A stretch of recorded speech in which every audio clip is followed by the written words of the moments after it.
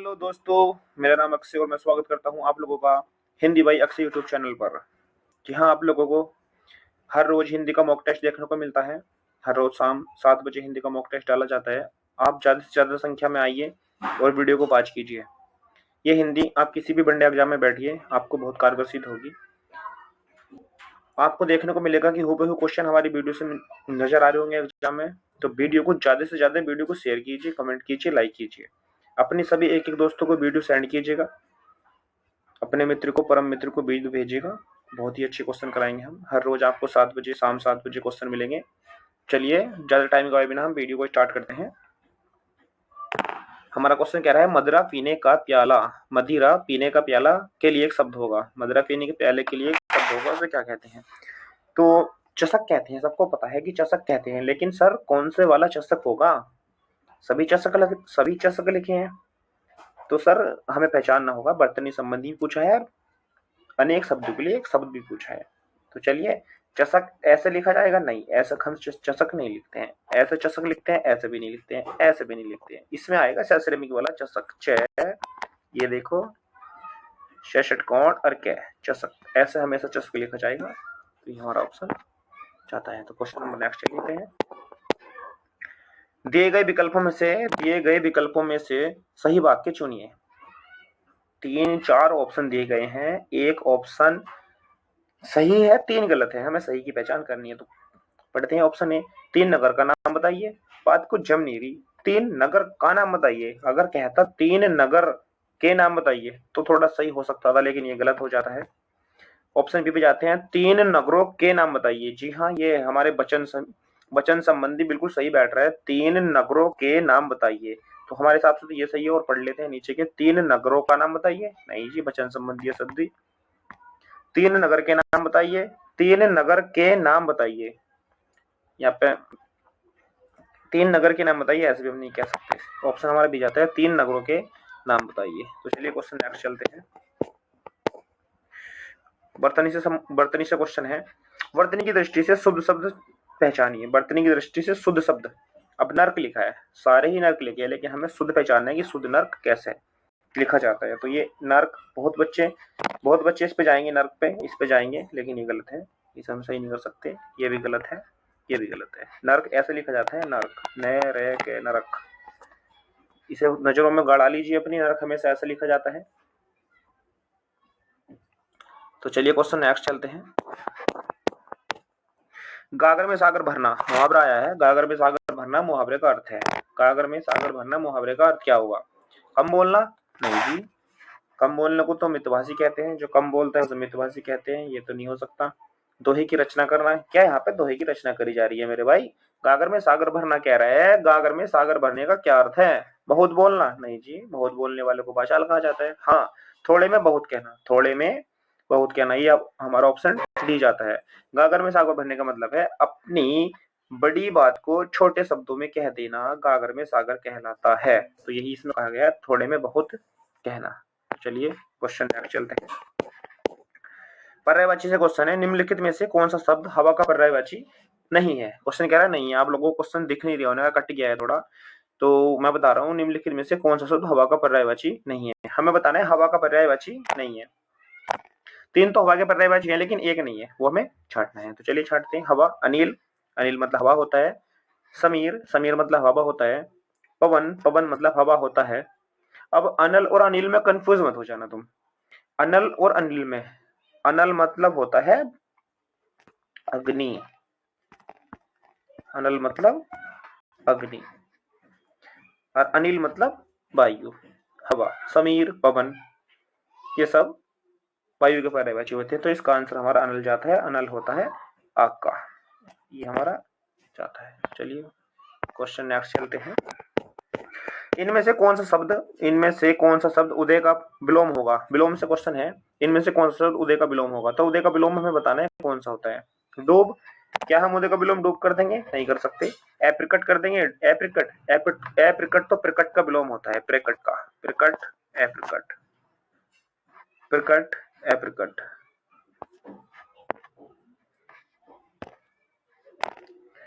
परोक्ष, एप्रोक्स, परोक्ष, एप्रोक्स, ये भी नहीं हो सकता। तो उदय का होता है अस्त, उदय होना, उदय होना और कोई चीज अस्त हो जाना, अस्त। अरे सर क्या लिखा जा रहा है, अस्त। चलिए क्वेश्चन नेक्स्ट चलते हैं।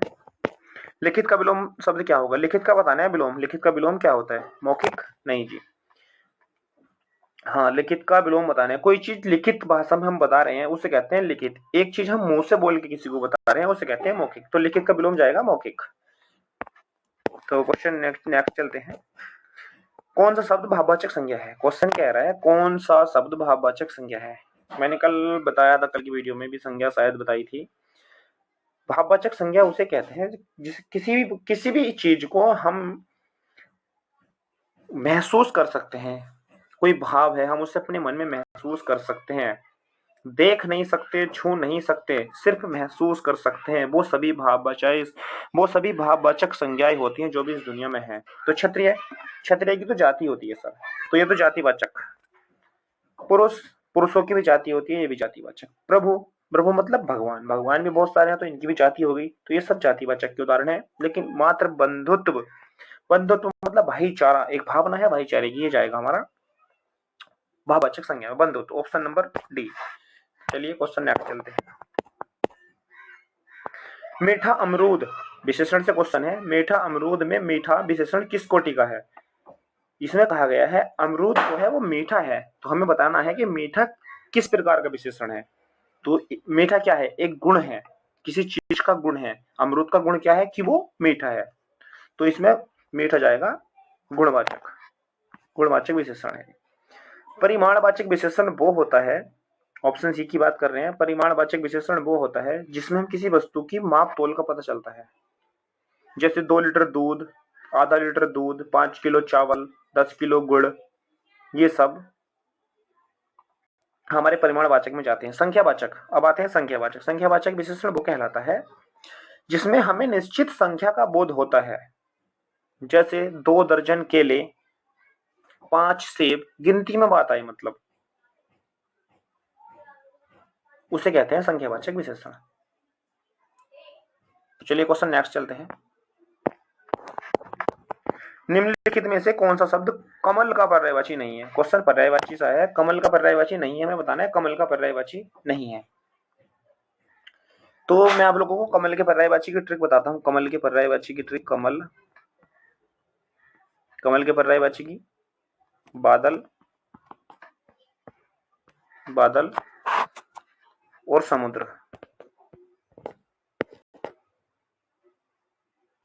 समुद्र। तो कमल का पर्यायवाची जिस भी शब्द के लास्ट में जय आएगा, जिस भी शब्द के लास्ट में जय आएगा वो हमेशा कमल का पर्यायवाची होगा।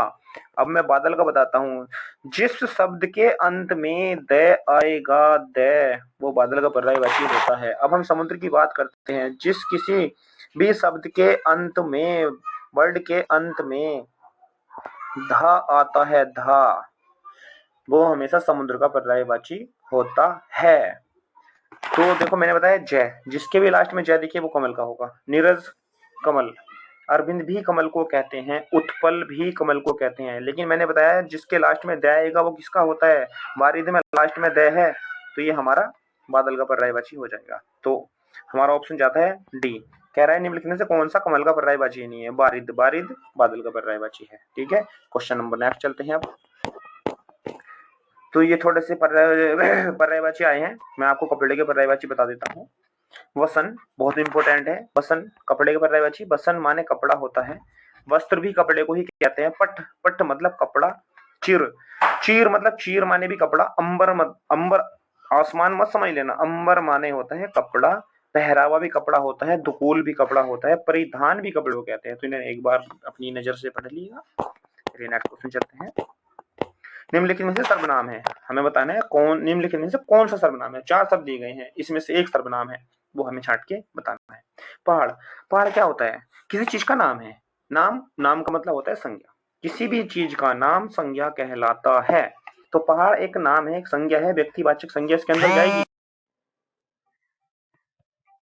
नदी, नदी, नदी भी एक जाति है, नदियों की जाति होती है तो जातिवाचक संज्ञा में जाएगी। घर, घर की भी जाति होती है, घर जातिवाचक संज्ञा के अंदर जाएगा। लेकिन आप एक सर्वनाम है, आप एक सर्वनाम है। तो क्वेश्चन नेक्स्ट चलते हैं। बिल्ली शब्द का पुल्लिंग है, बिल्ली शब्द का पुल्लिंग है, बिल्ली का पुल्लिंग बताना सर है, बिल्ली का पुल्लिंग क्या बिल्लो होता है? नहीं जी, बिलाव होता है। देखो बिलाव और बिलाव में कंफ्यूज मत हो जाना, क्योंकि बिलाव नहीं होता, बिलाव होता है। बिल्ली का पुल्लिंग बिलाव होता है, बिलाव हमेशा देख लेना, बिलाव। चलिए क्वेश्चन नेक्स्ट चलते हैं। ये थोड़े से पर्यायवाची और आए हैं, मैं आप लोगों को बता देता हूँ।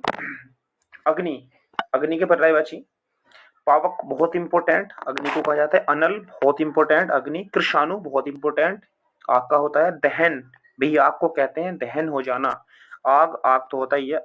वहीन आग को कहते हैं। रोहित शावक आग को कहते हैं। वायु सका बहुत इंपॉर्टेंट, वायु सका अग्नि का पर्यायवाची होता है। हुतासन भी अग्नि का पर्यायवाची होता है। धूम केतु भी अग्नि का पर्यायवाची होता है। धनंजय बहुत इंपॉर्टेंट, आग का पर्यायवाची। ज्वलन आग को कहते हैं, ज्वाला।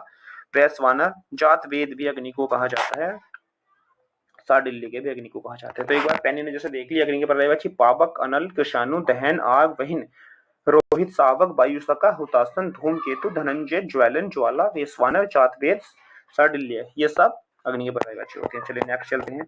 अब आंख के पर्यायवाची देख लेगा आप, मोटी मोटी निगाह से आंख के पर्यायवाची देख लीजिएगा। आंख के पर्यायवाची अक्षी बहुत इंपॉर्टेंट, अक्षी मतलब आंख। नयन, नयन मतलब आंख। दृक मतलब नेत्र, नेत्र भी आंख भी कहते हैं। लोचन आंख का होता है। चक्षु बहुत इंपॉर्टेंट, चक्षु आंख का पर्यायवाची। विलोचन भी आंख का पर्यायवाची। अक्ष, अक्षी और अक्ष भी हैं। दृष्टि भी आंख को कहते हैं। प्रेक्षक आंख, अंबक माने आंख, चख माने आंख, प्रेक्षण माने आंख।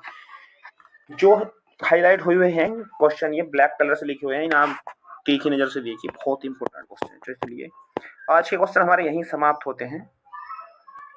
तो कमेंट करके बताइएगा वीडियो कैसी लगी, वीडियो में कोई त्रुटि हो तो बताइएगा, और अपने छोटे भाई को सपोर्ट कीजिएगा। हमारी वीडियो को ज्यादा से ज्यादा अपने एक एक दोस्तों को शेयर कीजिएगा, ग्रुप में डालिएगा। हम आगे प्रयास करेंगे अच्छे से अच्छी वीडियो लाएं, और बहुत जल्दी हम UP police mock test start करने वाले हैं, जिसमें आपको हर रोज 37-40 क्वेश्चन में देखने को मिलेंगे। बहुत मजा आने वाला है। हमारे यूट्यूब चैनल से जुड़िए, चैनल को सब्सक्राइब कर लीजिएगा, और बेल आइकन को दबा दीजिएगा, जिससे क्या होगा, हमारी कोई भी वीडियो आएगी उसका नोटिफिकेशन आप लोगों पर तुरंत जाएगा। तो चैनल को सब्सक्राइब जरूर कर लें, बहुत जरूर कर लें, बहुत इंपॉर्टेंट है।